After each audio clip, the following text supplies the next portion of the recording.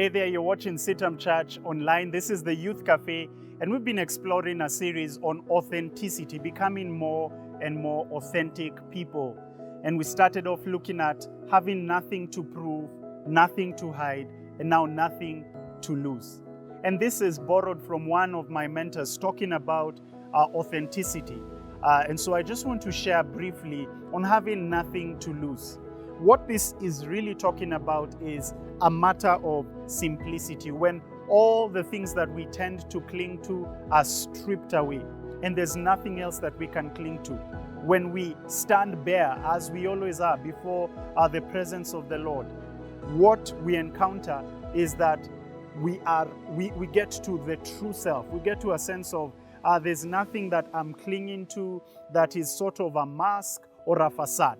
And so when we get to that place where we have nothing to lose, we get to the essence of simplicity, where we're not striving for social image or popularity. And this is a very, very critical aspect of becoming authentic people. I think of, in the New Testament, I think of Paul the Apostle. Paul the Apostle had so many things that he could cling to, so many things that in our day and age, these are things that he could count as accolades. If he was on LinkedIn, he'd pride himself in having this kind of a CV. He'd pride himself in having sat at the feet of Gamaliel, one of Israel's greatest rabbis. He'd pride himself in being a Pharisee of Pharisees. He'd pride himself in being of the tribe of Benjamin that produced Israel's first monarch. There are various things that he could pride himself in. In terms of his personality, very driven, type A personality. He was a driver, he was very forceful. He was the kind of person who was zealous. And Paul breaks down these things in Philippians chapter 3. And he accounts some of these things. And I want you to hear the bottom line for him. He goes on to say in Philippians chapter 3, his letter to the church at Philippi, though I myself have reason for confidence in the flesh, if anyone else thinks he has reason for confidence in the flesh, I have more. And he begins to enumerate some of the things I've talked about.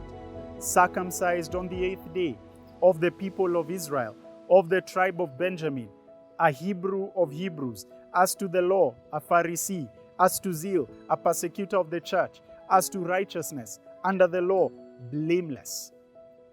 But here's the clincher, friends. Verse 7, Paul says, but whatever gain I had, I counted as loss for the sake of Christ.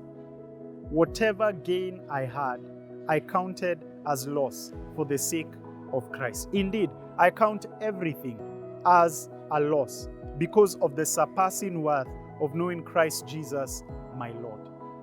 Have you got to that place of doing the arithmetic of your life and counting the sum total of your accolades and the things that you and I cling to, the things that we hold dear to, some of which may very well be idols? Remember, idols are God's good gifts that we turn into God. We turn into gods. God's good gifts that we begin to draw our sense of identity and meaning from. Paul laid down all potential idols. Paul laid down all these gods, all these good gifts of God. And he reaches a place where he says, I count everything as a loss. And he shows us the beauty of losing all these things.